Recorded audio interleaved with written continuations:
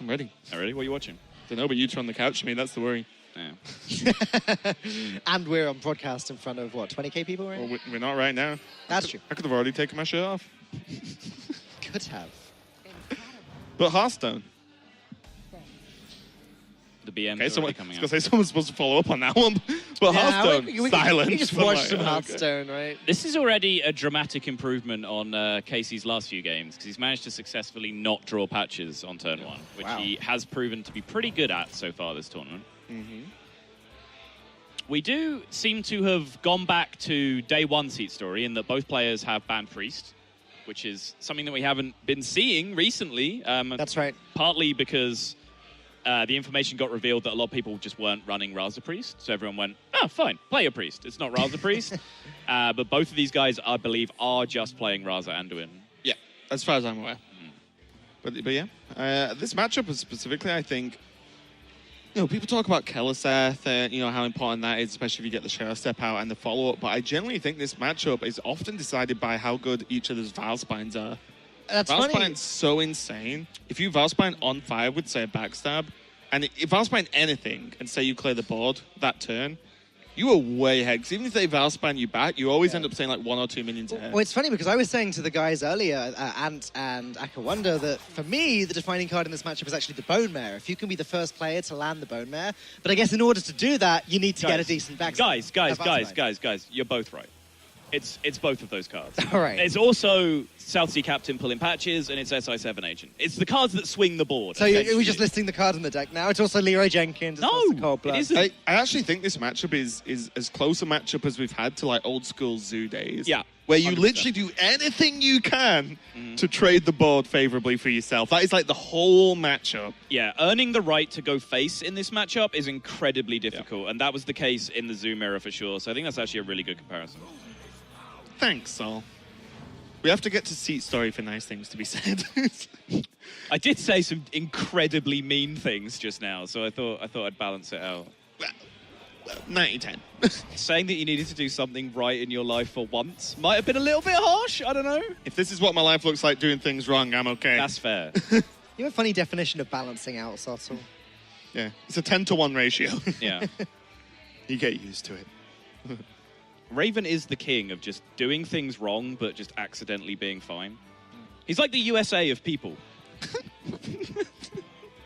think a few people would argue with that comparison. Okay. I think a few Myself people being one of here them. would argue with that Right. comparison. Where's Jay, Racing, and...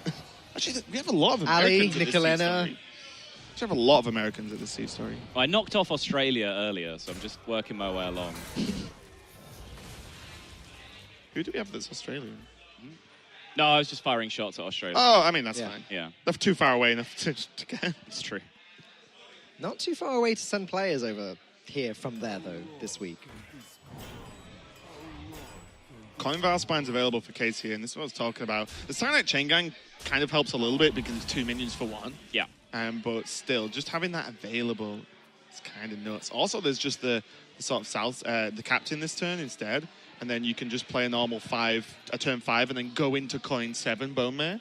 As you said, both those things we were talking about earlier actually can happen here for Casie. Captain is just ridiculous here. It kind of does the same thing as Valspine, buffing up the swash to get the value trade. And these value trades are particularly nuts on turns where your opponent doesn't have a dagger developed. Yeah.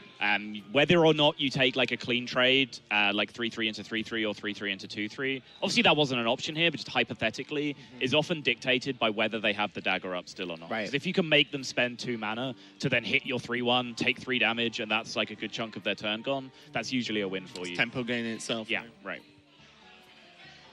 I do like Minstrel as a card, though. I like Minstrel as a chocolate. I like both of these things, but as a card, it's particularly strong after Keleseth's been played. Obviously, it draws you 2 minions guaranteed with the buff. You're just staring lovingly into each other's eyes while Because we're both thinking one. We definitely wanted to talk about chocolate. Yeah, I was and like... You just derailed it with Go this, ahead. this Hearthstone Okay, nonsense. Talk about hang on, chocolate. Minstrels or vice versa? No, minstrels. No, I'm saying which better. Yeah, minstrels. You think Minstrel's 100%. better than... Yeah. You don't like white chocolate? I do like white chocolate. I don't know. Vice versa's are pretty good, Sottle. All right. Have you ever had white mice? Like Yeah. the ones from a pick and mix. Yeah, like, yeah. Oh, They're good too. I don't even know if they're officially chocolate, the amount of weird stuff that's in those. It's true. Yeah. I think it's just all just like milk fat, basically. That's pretty much all Right. white chocolate is, to be honest. This is why I didn't want you to talk about chocolate. I'm really hungry now. Okay. Can we please get back to Hearthstone? Hearthstone. Do we have to? Dark Reaper's really slow in this matchup as well. Although it like kind of defends your board, it does nothing else unless you have like Cold Blood or something on it. Yeah, and it's a real juicy Valspine target as well, as you see It's just here. nice. Yeah, I mean, it, like the early curve, it's nice. Like if you get the early pirates down and then drop a Tar Creeper in front of them, that can just get you a lot of work done in terms of dictating where your attacks go. But honestly, the early pirates just aren't even that important in the matchup. Like a lot of time, you just throw Swashbuckler away. It's just not an important card. This turn is pretty nuts from Feno. He can play the Corridor Creeper in addition to these cards. Actually, sequencing this correctly as well by playing the Minstrel before the Corridor Creeper, before he makes that trade, it means that if he drew another Corridor Creeper, he could start discounting that. I think Feno's considering Shadow Step in the Minstrel here. No way. The next turn you can just Minstrel and Valspine. He's running out of stuff. Well, no, that's bad. That's bad. You can SI, yeah, SI need the Minstrel. combo. SI Minstrel, that's what I meant. Right. You just waste combos no matter how you do that. And you have 3 amazing Shadow Step targets in your hand right now. Or 2 amazing Shadow Step targets and an SI, which is fine most of the Which is time. a decent Shadow Yeah. Step target. Is it going to be enough, though? I mean, you saw how powerful that one was. Which one? The Valspine that just happened. Yeah, on the board that already exists, though, is my point. yeah. Right? I Hang on. think Feno needs some stuff to play. But, like, he doesn't get himself a better board Oof. by taking a 3-2 off his board that turn to play again next turn. No, but it's like the slightly longer term plan. It has just occurred to me this second that Casie is playing right now. He's playing Rogue, and that's not Miracle. Yeah. That's disappointing. Yeah. I was told that we're likely to see Miracle Rogue today because Casey's playing. I never said those words. No, I may have given everyone the bait and switch. Oh. Never listen to this. Yeah. You guys were talking about Miracle Rogue, and all I said is we haven't seen Casie play yet. What you guys took from that and what his potential opponents took from that, it's not for me to say. Feels bad, man. The bait and switch. Yep. This turn's kind of awkward for Feno. It is, and like this Shadow Step now does look like it kind of sucks because he has to play the SI first. But Raven was right. So you're saying He- Raven was right then? he drew Bone Mare, which is one of the few cards that he wouldn't have been able to activate the SI for immediately. And he- Probably the worst draw. yeah, almost certainly. Like you can argue, like Backstab is usually very low impact, but it would have been much better in that spot just to activate the SI, and then you start Shadow Stepping the SI and clear. So yeah, just a big clunky card. I don't know if Feno's playing Can, but even if you draw Can, you just jam Can and feel relatively happy about it. So I know Casey's playing Can. yeah, you got hard-bodied by Can, right? Like several times. Yes. Yeah. And it was like, it was one of those on turn 6, any card but Ken would have been great. And it was drop Ken. I was like, come on. Still not exactly great here. And that's Not- the, not that's great the at all. concede, no. And that's it. You know what? The second you it's very similar to Old Zoo, right? If your opponent is slightly ahead and then you almost like pass a turn, it's just game. You Yeah. struggle to get back when they're ahead anyway. But then one extra turn, it's like they just played Temporis. I mean, it's just insane. It's not quite like that, but I am looking forward to seeing that at some point. Maybe in this tournament. I think you have a bit more of a buffer in that matchup because you have cards like SI, Backstab, Valspines, like cards that are tempo swings. But if you lose the board, you pretty much have like a one-turn window Yes, to get it back exactly. again. Yeah. Well, next game, and there's the Ken we speak of. There's the patches that's drawn, Oh. but can be mulliganed. And it's going to be the Warlock. And in their matchup earlier that they played beforehand, Feno started Warlock into Rogue and just dominated, basically. Yeah. It's like, it didn't really matter what Casie did. So Feno did pretty well there. It does seem to be pretty heavily favored towards the Warlock. They have so many tools to get rid of all of these little threats from the Rogue. Leroy's not a good draw, though, either. It's actually really bad. No. I mean, I want to talk about the fact that Casie didn't keep Can. Go ahead. Talk about it. He had Keleseth already. Like, I was looking at the hand thinking this hand is great because you have Keleseth, you have Can, and then you get to mulligan Patches, which means you have exactly one draw to hit Patches. To not hit Patches. To not hit Patches. or 2 before you're likely to play a pirate straight afterwards. So, you know, I know when Purple really innovated Ken in Tempo Rogue, and he had it in Evolve Shaman as well, he kept it in a lot of matchups against control decks just because of how annoying it is for them to kill. So I really like that backstab. Ding! I mean, that's a big boy. If you're going to play like that, then sure. Yeah. So I mean, this is Casey's just you know, getting lucky basically. This is what he did to me. Oh, just got lucky. It is really, really lucky to put good cards in your deck and then play them, as opposed to the Raven strat of putting bad cards in your deck. My Tempo Rogue was good. It's just a shame it was my 5th deck. We're back to the nice and 10. Yeah. All right. Yeah, Raven's like, oh yeah, Tempo Rogue. That's probably the 5th best deck in my lineup. I'll save that for the top 8 that I definitely make. Look, I played the long con, right? Yeah. Because of how crazy my lineup was, people probably think it'd be a really weird rogue, and I just Tempo Rogue them in the face. See? It was all planned out for that top 16 match. Makes sense. So, Feno's win condition is looking very much like it's just survive until after the lackeys have been played and try and get Void Lord out. This is this coin defile is pretty nuts, right? Yeah. The difference between making a defile work and not is game winning. We've seen quite often. So many bad defiles in this tournament. It's hard. Yeah, actually hard. Like, it's not as if like, haha, you messed up defile. It's like a lot of defile turns that are game winning are actually like kind of hard to work out, especially with the amount of Void Lords. Yeah, I mean, it's such a hard card to play. I mean, like Ecop messed up a defile horribly. Stan Sifka missed a defile turn that cost him the whole series in the end. Nicolena had a defile turn where she took 3 damage with Hellfire that she didn't need to take. Like it wasn't necessary for part of the clear. These are great players that are here and, you know, making it through in some cases through to the second group stage. When there's loads of minions on the board, like on both sides, and you've got to make the correct trades to get the defile off, it gets tricky. I also think as well, when to commit defile is hard. Because it's like, oh, I could defile away this 1-1 and 2 1-2s. Is that worth? Maybe it is, but then maybe you could have used defile later on to clear like an insane board like we've been talking about. Yeah. It's actually just a tough decision whether to even play it in any given turn. Never mind work out the bloody you know, connections of it all. It's For just example, one of. Go on, I was just going to say it's just one of the best designed cards in Hearthstone. I 100% agree, yeah. But that turn I was talking about with Nicolena in particular, she used Defile and like got the job done, but she was using it on a board that it looked like you were Twisted Nether. Like that was the size of the board, and she cleared it with Hellfire Defile, which goes to show exactly what you were talking about. Like you can hold onto it and just clear not-so boards with that thing. And yeah, I feel like the second a Lackey comes down this early and not under really any pressure from a rogue, it's very, very powerful. Casie, it's something I pointed out to you. I was watching Casey's VODs before I played him. Yeah. And like that Spellbreaker is very, very important. That is such. We were talking about when we saw Ecop had it earlier yesterday, and it's like that is such a great call in almost any deck at the moment. Like just play a Spellbreaker for this meta is insane. Like, yeah, I think we're going to see a lot of decks with Weapon Hate very soon, and maybe even double Spellbreaker, because Warlock is only going to get more and more refined. I think it's only going to get better as time goes on for at least the next week, 2 weeks. And the best thing about Spellbreaker is, a 4-mana 4/3 on 4. He's really not the worst card anyway. There are much worse tech cards in terms of stats. Wow, Spellbreaker being bounced right now. Right, yeah, and I don't think... Okay, he is going to silence the Lackey here. He could have held onto it and just played the rest of his hand instead, and then if the Void Lord comes out, he can just silence his way through it anyway.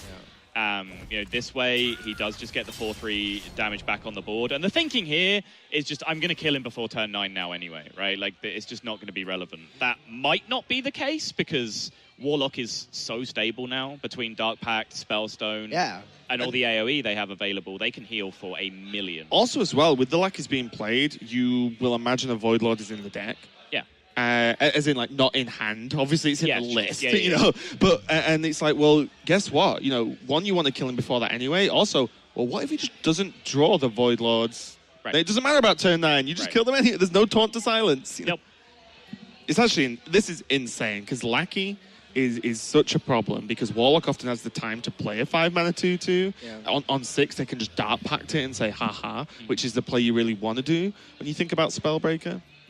I'm kind of surprised it didn't come out, actually, from Feno. He didn't have it, right? Oh, sorry, that's his top draw. Yeah, I apologize. Yeah. It's just... And even there, I mean, like, you get a 3/9 on the board, but if the Spellbreaker's there, it's still going to silence and push through the taunt anyway, right? You just have a 3/9 on board. Is this a Defile? Yeah. Is this a Defile right now? Spellstone to knock the Edwin down to 1, then just Defile to clear the board? Oh, no, he's going to buff the Spellstone instead. Okay. Yeah, It was 5. It would have been a Defile would. clear, but Right, he's right. going to just go with the big heal instead. And Defile anyway? Yeah, Oh, it's the same just thing. more- It's the same thing. Yeah. You just heal for more. No, you just cycle because you took the damage first for the heal from the Right. Yeah, It's you're the right. cycle. You right. And Feno just looks like he's in a dominating position at the moment. He just needs to get to turn 10. It'd be great if he drew a Void Lord first, but even if he doesn't, it brings back the 2 lackeys, and they'll be summoning the Void Lords.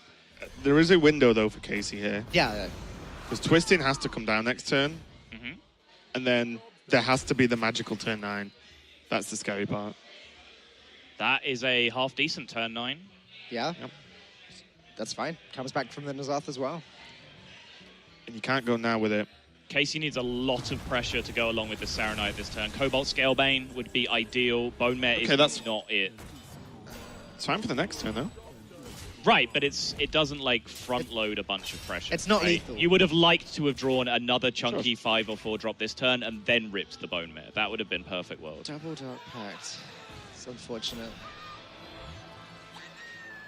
I wonder if he considers playing one now. No. No. You can't. The Bone Mare would just deal so much damage then, I guess. It's just a shame that they're sitting dead in the hand at the moment. They're not going to be playable next turn either, because that's the Nazath turn.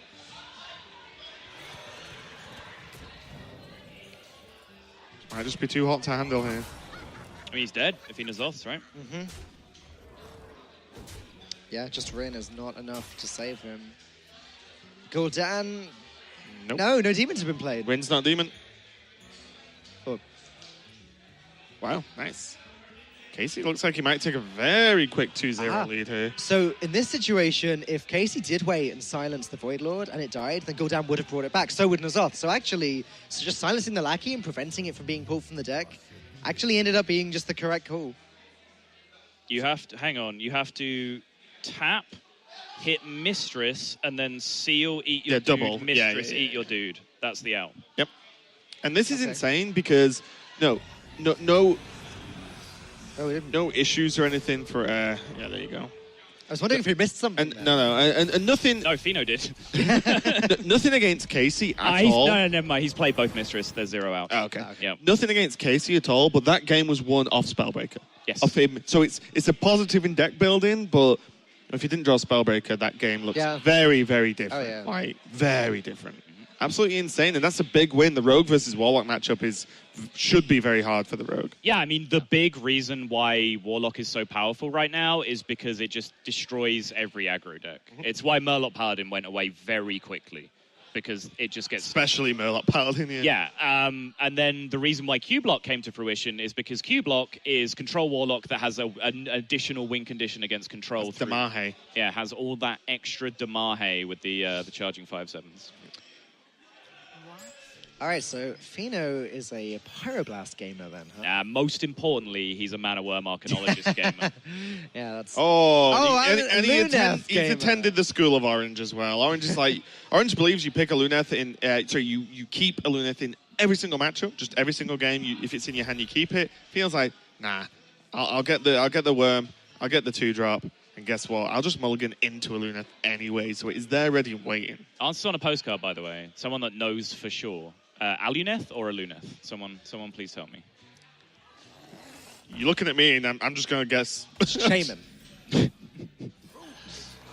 Illumin.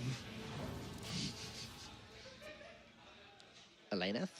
Wow, the Kirin Tour as well. Oh, okay. This is nutty. The only thing that improves this hand is Cabal Lackey, right? Because then he could have just Quit out, I mean. jammed it now and value traded the Keleseth, or just pushed face. This is a decent start. From It's the fact it's on the coin as well. Just getting to a Luneth quicker is insane. This is a fantastic turn as well, though. Double value trade, backstab the 2/3, dagger it down. Which I think... Oh, no, he's going to keep the backstab for Edwin. Okay, sure. A 0 4-play, right? I'm down. 0 4-play, story of Raven's life. All you gotta ask yourself is how Saul knows. We've spent a lot of long nights together, Raven. Is that how you knew about the Wandering? The Wandering Monster. Okay. Fanfic incoming. Yeah. Surprised no one's wrote that yet. I have to get onto my guy. Nah, I don't think anyone cares enough, to be honest. You'd be surprised. Sure. You'd be surprised. I hope that in the fanfic you have a ponytail. It's ponytail soul. Yeah. Oh, yeah, the Edwin's +1 as well. So. Edwin dies. Doesn't matter though. Well, the +1 matters is 1 less damage, right? Yeah. Because something that's in a matchup like this for the mage is you always just almost reverse engineer the game and say, how much damage do I need? How much damage do I have? And then go backwards. Yeah, sure. I mean, I was saying it doesn't particularly matter that the Edwin dies. You're right. It's there just sort of as health gain for Casie after the Explosive Runes gets played. I wonder whether Backstab's more valuable than a 2-1 in that spot. I think it probably is. Like, you kill a 2-1 to give your Edwin +2/+2, which straight away seems like a decent deal. Then you also have Backstab to like break Counterspell if it comes down to it as a cheap option. And also for Valspine. And also for Valspine as well, that you can potentially swing into a likely Crystal Runner turn like this. But just slapping away with 3 2-1s for a few turns, that is such a quick race that you're putting onto your opponent. It is true, because it's not like Feno will ever want to ping minions, right? You, in this matchup, honestly, it's all just about optimizing face damage every single turn. You're not going to go, okay, so this turn I'll ping this 2-1, this turn I'll ping this 2-1. It's like, nope, that's how you lose. Yeah, I'm pretty sure it's right to hold the backstab, but it's worth thinking about, as most things are in Hearthstone. Is this coin? Oh, no. Oh, okay. what a draw. I was going to say, is this coin a Luneth here? But... No, this fixes it. But yeah, I was thinking the same thing before then, Raven. But Kurator Mage, Secret Frostbolt is just too strong to pass up. What do you think about Pyro in this list? Because we saw it in the Mulligan, right? For Feno? If you play Ice Block, you play Pyro. Yeah, I really like the Pyro Blast. And vice versa. If you play Pyro, you play Ice Block. Okay. Some of the players, I haven't seen it today, but I'm sure some players have been looking at Frost Nova as well. Frost Nova was in Lul's list. Oh, well, yeah. Double Frost. Because that's the list I've been playing with, the Frost Nova, and it feels really strong. It's almost like Ice Block. Yeah, exactly. Like, to a large extent. Especially, you look at big druids and stuff. But the bonus is, if you've got a board and you Frost Nova, it prevents them from trading away your board, so you can just push that little bit of extra damage in as well. We saw exactly that in the matchup Tice played earlier, where Terrence was offered Frost Nova versus Pyroblast, and Radu was like, well, Pyroblast, 10 damage. And I was like, no, Frost Nova will get him more 15 damage or something, and Radu argued with me for a while, and then the gracious man he was admitted I was right, 2 turns later. Good old Radu. Yeah. I feel like this has to be a Luneth this turn. It's now or never, right? The problem is the ping looks, I say you never ping minions, I say you never ping 2-1s, but 2 mana for a 4-1 is nice. But the problem is then you either get the Ice Block, you could maybe even just ping the 4-1 and coin Ice Block and... Yeah, but if he pings it now, then when does he play then he has to waste next turn playing the... Oh, yeah, I'm not saying it's right. The big deal there, I think, is that he can't deny Bone Mare no matter what he did. If he had a play that denied Bone Mare, we might have seen that instead of the Aluneth, but since he couldn't, he just has to shut up and take it. But now feels like as good a time as any to just give up board control and start turning to the face-burning strategy, which is what Aluneth allows you to do. He's got Ice Block. This game is going to come to an end very quickly, though. Problem is, this is the weird thing about the Pyro. A lot of the time is I've seen multiple occasions where Pyro actually just get to turn 10 is the hard part. Yeah, but it doesn't look like... Well, it definitely doesn't look like we're going to get there this game. Leroy Jenkins going to seal the deal with the Ice Block. Well, the thing is, there's always just a small worry, right? Because the Luneth draws 3 at the end of the turn. If you prot the block and leave the minions alive... Yeah. That's a Sorcerer's Apprentice, a 5/5, and what will be, a 6/3, 7/3, you'd imagine, if you just leave everything on the board? That backstab is an enormous draw, though. That's actually huge. That's one attack that he does not have to make. Yeah. There's some crazy Looping Louis going on in the back. Is it Looping Louis? Oh, it's always Looping Louis. Can't trust that guy. Ice Block is proc now. Now Feno. Not got much time, and Casie might be on for his second 3-0 with Rogue of the day. Incredible. So let's see. He has 10 damage right now. Every glyph spell buffs the mana worm by 1. So he just needs Ice Block then, right? Or a lot of glyphs. Well, he has the Arcanologist. Most lists only play 1. Use the Ice Block, yeah. I was only playing 1. Most lists only play okay. 1, Well, I wasn't sure. Yeah. Yeah. But that's tricky. And even without, you'd get an Explosive Rune half the time, Counterspell the other half the time. But if it was Ice Block here, he'd get the Valet damage off as well, and it would have been everything that Feno needed, essentially. So if he missiles and hits the taunt twice, then he has 6, 11, 12, 13. He doesn't have enough mana to draw a secret, play a secret, and Valet. No, it's nowhere near good enough. That is a clean sweep. Woo! There's the dagger either way. Like, there's just no way of stopping that. Yeah, I mean, I'm trying to get lethal. That was you're plan. trying to... You have to kill them. Yeah. But Casie does to a far superior player what he already did to Raven, and that is crush 3-0 with Rogue. 6-0 out of groups.